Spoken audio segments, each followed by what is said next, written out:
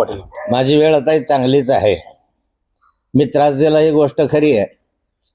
जिल्ह्यातच नाही तर जिल्ह्याच्या बाहेरही जे गुंड प्रवृत्तीचे लोक आहे ना, जे भ्रष्ट प्रवृत्तीचे लोक आहे, ह्यांना मी मोठ्या प्रमाणावर जेलमध्ये टाकण्यासाठी प्रयत्न केले आणि ते यशस्वी झाले. जे जे भ्रष्टाचारी आहेत त्यांच्या विरुद्ध नेहमीच विधानसभेमध्ये आवाज उठवला. गुलाबराव पाटील त्यावेळेस फार लहान होते. गुलाबराव पाटील सभापती होते शिक्षण आपल्या जिल्हा परिषदेचे.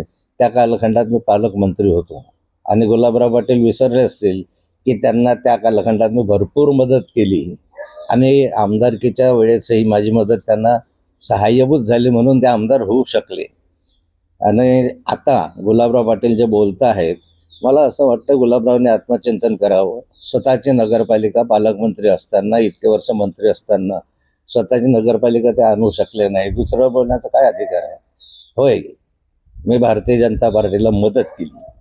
मदत यासाठी केली की हे जे मुक्ताईनगरची गुंड प्रवृत्ती आहे, जे आतापर्यंत गुंडागर्दी आणि दादागिरी करून भ्रष्टाचाराचा अवलंब करतात, ज्या मुक्ताईनगरला गुटखा बिटखा दारूचे अड्डे हे सारेचे सारे ज्यांच्या माध्यमात चालवले जातात, त्यांना मी त्रास दिला आणि देणार.